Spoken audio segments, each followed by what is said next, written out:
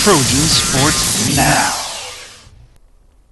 Hello and welcome to Trojan Sports Now. I'm Jonathan Sellers. And I'm Danielle Percival. Stick around as we bring you the latest news and scores from Troy Sports. After a disappointing season in 2011, the best medicine for the Trojan football team would be a win to erase the bad memories. And not even a little rain was enough to keep the sun from shining on the Trojans in the end. In a series that has come down to the final minute in the past two meetings, the scoreboard looked as if the Trojans coasted in with a 39-29 victory over the Blazers on Saturday. But Coach Larry Blakeney says it was anything but easy. It's been a tight series. It's always seemingly pretty much, for the most part, been close games, and this, no closer than this one today, man. I couldn't stand much more of that, but I'm proud of the win. In the first half, the Trojans posted 17 points and could have added more, but a late fumble in the red zone gave the Blazers the spark they needed to score before the half. Coach Shaughnessy and all those guys, they really helped us build up, our character and, just have some resilience about ourselves, and I think that's what I like about this football team. In the fourth quarter, the Blazers almost tied the game after a two-point conversion was ruled complete, only to be overturned. Following that, the Trojans reeled off 2 touchdowns within 30 seconds on the game clock. B.J. Chitty scored on a 25-yard pass, and a fumble recovery by Tony Davis set up a Sean Southward 5-yard TD, his third of the day. Despite the high-scoring affair, the Trojans knew this one would be a close one. The coaches told us that it wasn't going to be no easy game, and we weren't looking for an easy game. We were looking for it to be a competitive game, and we got what we asked for, and we came out, and we came out on top. These players know their work is not done, and there are improvements to be made. But undefeated does have a nice ring to it. I'm great to start off 1-0, man. It's a good feeling, get that bad taste out of our mouth. They set the bar high. That's what we focused on game one. We came out, executed. We had up and down, but at the end of the day, we rose up together. It was a great win. We needed. We came off a bad season, so this right here is a motivation. Motivation for the season. We got a goal of going 13-0, and this is just one step. Well, having a player recognized as the Conference Player of the Week is certainly an honor, but how about having two? The Offensive and Defensive Player of the Week honors were awarded to Trojans the first week of the season. The Trojans were looking to start the season on the right note, and a 39-29 victory over UAB was a good start. There were also a few players who had impressive starts to their season as well. Running back Sean Southward posted a career-high 204 yards and 3 touchdowns. Sean had the hot hand on Saturday, and, in our offense, sometimes it's a different guy every week that has the hot hand. And, if it's Sean, for the next 12 weeks, it's going to be awesome. That'll make my life a lot easier and make the pass game a lot easier. I'm just keep doing my job, and if that happens, that's great. I won't complain with getting 200 yards. But for another player, it wasn't just a good start to the season, it was a good start to his career. Devon Terry, a walk-on senior defensive back, hadn't seen game action since high school in 2007. That was until Saturday. Terry had an interception, a fumble recovery, and 5 tackles in the victory. He's been a guy that's been tenacious in his goals and what he wanted to do, and he's like me. He's not perfect. He hasn't been perfect, but he has developed into a dependable young man who has worked hard, and he got some payback. It's just hard work, man. Hard work pays off. Do the right thing, under a good coach, Hall of Fame coach. I'm just blessed to be able to play this game with all my teammates and come out there and get that first victory. Following the game Saturday, Terry said the results were the payoff from years of hard work and practice. It's hard.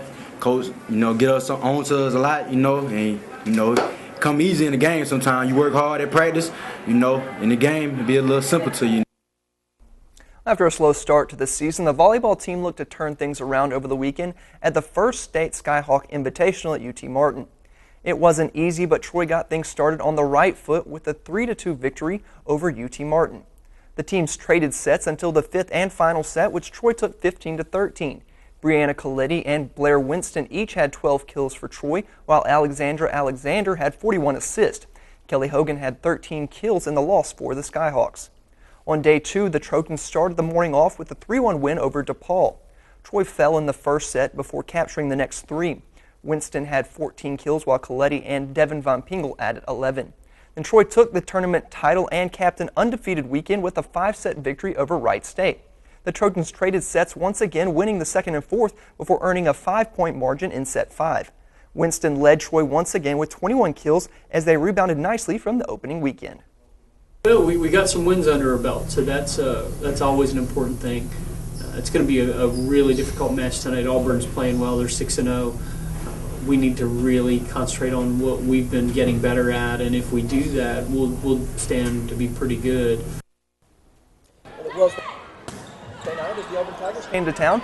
A good crowd was on hand, but there would be no upset in Sartain as Auburn won with a 3-set sweep. The sets were close, but Troy was never able to capture a lead throughout despite 4 ties. Kayla Pickert was the only Trojan with double-digit kills with 10. Alexander had 11 assists and 13 digs. Auburn's Sarah Bullock had 13 kills and 10 digs, followed by Courtney McDonald with 12 kills. Coach Sonny Kirkpatrick after the match. I thought at points we played pretty well. I thought at points we were very, very passive. And we're never going to win if we're a passive team. That's not the way we're built. That's not the way we train. And at points we had opportunities to get swings to generate offense, and we didn't do it. And that's the troubling thing. The Tigers improved to 6-0 with the win, while Troy dropped to 3-4. The Trojans are still looking for the first win in the series against Auburn. While the Trojan soccer team was unable to win the Trojan Classic this past weekend, they did play some exciting matches and did not lose a game the entire weekend. The Trojans started off the tournament facing Louisiana Tech Friday afternoon. Troy and La Tech battled past regulation time and into 2 overtimes, but the game ended in a 0-0 tie. La Tech controlled a majority of the match, but goalkeeper Maddie Winters was able to keep Tech scoreless. The Trojans next faced off against the Hatters of Stetson University. However, this time the Trojans were able to get on the scoreboard. Chelsea Williams netted a goal in the 8th minute and gave the Trojans a 1-0 lead, and that's exactly how the game would end.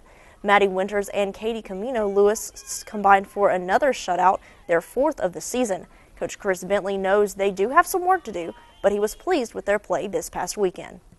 We stay pretty organized defensively.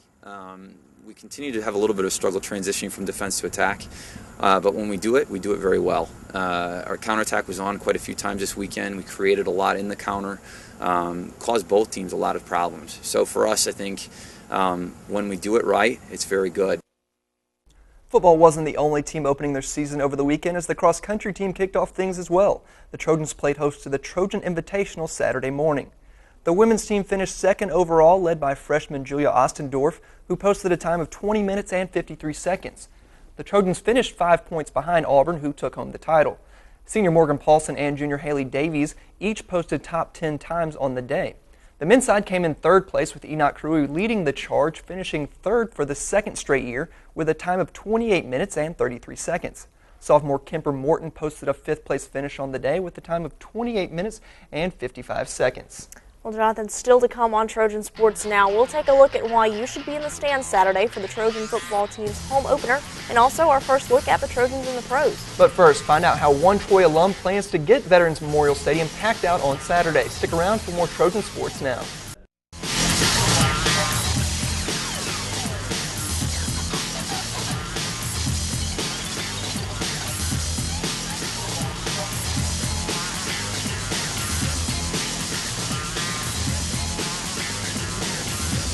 Trojan Sports Now.